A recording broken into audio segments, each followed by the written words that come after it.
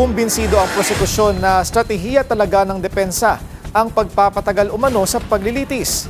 Una raw kasing inisnab ng kampo ni VP Sara ang hiling nilang comparing of evidence. Yan ang agenda report ni Isaiah Mirafuentes, live mula sa Senado. Isaiah.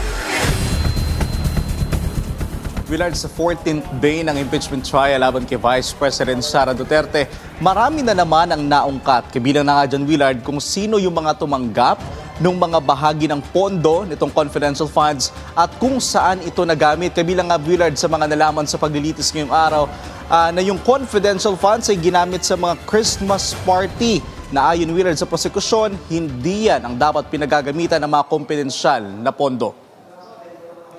Tila nagsumbong na sa impeachment court si Private Prosecutor Attorney Lorna Kapunan matapos raw hindi agad pansinin ng depensa ang hiling ng prosekusyon na magsagawa ng comparing of evidence. Ito po ang nangyari, na-indyan po kami. Why do I say that? Wednesday, we made a text message and I have the text messages here. When do we meet? Tomorrow or Friday? Wala pong sagot nung Wednesday. On Thursday, we waited the whole day. Kailan tayo magmi-meet? Thursday na ngayon. Friday na bukas. Wala pa rin sagot, Your Honor. Mapabibilis raw kasi ang paglilitis kung mag-stipulate o sang-ayunan ng depensa ang mga dokumento na hawak ng prosekusyon dahil may tuturing naman itong common evidence. Payag naman raw ang depensa pero ang nais raw nila sa Biyernes, August 14 ito gawin. Ikaw pa naman, August 14, Friday, di tapos na yung witness ko, di ba? Parang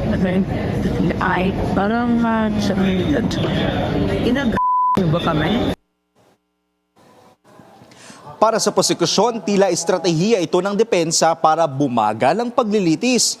Sa paglilitis ngayong araw, may bagong mga pangalan rin ang lumitaw na nakatanggap ng confidential funds. Kagaya nina Ralph Josh Bacon, Beverly Claire Pampano, Matthew Queso, Sala Kasim, Jay Camote at Miggy Mango. Yung fake news siya. Wala yun, hindi yun, wala yun. So yung fruit salad. Yeah, later may keso. Pero palang Pampano family. Naungkat rin na ang confidential funds ay nagamit umano sa mga bagay na hindi nito saklaw, kagaya ng mga Christmas party, meeting ng TODA at tree planting. Nakapagtataka rin para sa prosekusyon ang mga acknowledgement receipts na naibigay sa parehong dates pero iba-iba ang mga lugar. And based po dito, all dated March 15, 2023 with different addresses po. Kasi ako, Marvel Comics ang binabasa ko. Superman ang favorite ko. Kung hindi man Superman, ang isang SDO, kaya ba niyang puntahan? Sa palagay mo, Your Honor, please. lahat na ito. Your Honor, please. Yes, Counsel for Respondent. The question is speculative, Your Honor. What is speculative about Superman? He can fly anywhere It's a in one day. hypothetical question. Counsel, move on. Willard, bago matapos niya ang trial ngayong araw, napakinggan natin o narinig natin si Senator Judge Mig Zubiri na nagkaroon ng suggestion sa impeachment court na ibalik nga ang trial sa hapon. At kung ang ilang mga prosecutor nga, ang tatanungin dyan, Willard, pabor sila sa ganyang suggestion dahil para nga sa kanila sa ngayong umaga yung trial ay tila bitin daw ito dahil nga kinakailangan nga nilang tapusin ang paglilitis bago mag alas 3 ng hapon para magbigay daan naman sa sesyon ng Senado. Willard. Isaiah, may reaksyon na ba ang prosekusyon doon sa nabanggit na credit memo na inisyu daw ng COA para sa paggamit ng DepEd sa confidential funds noong 2023? Willard, alam mo, natanong din yan doon sa press conference na isinagawa matapos nga itong paglilitis ngayong araw.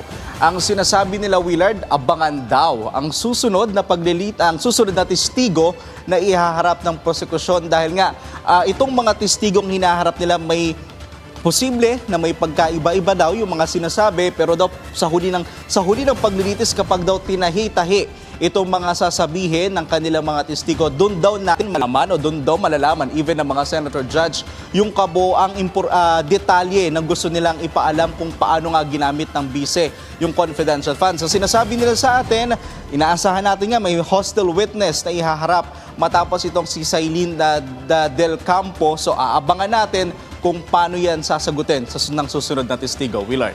Sinabi na ba, Isaiah, kung sino ang susunod na sasalang na testigo? Willard, kabilang sa ipinasabpina ng impeachment court, no, yung dalawang maituturing na hostile witness at sa kauna-unahang pagkakataon nga ang mga may haharap sa impeachment court na maituturing na close kay VP Sara, yan ay yung dalawang disbursing officer.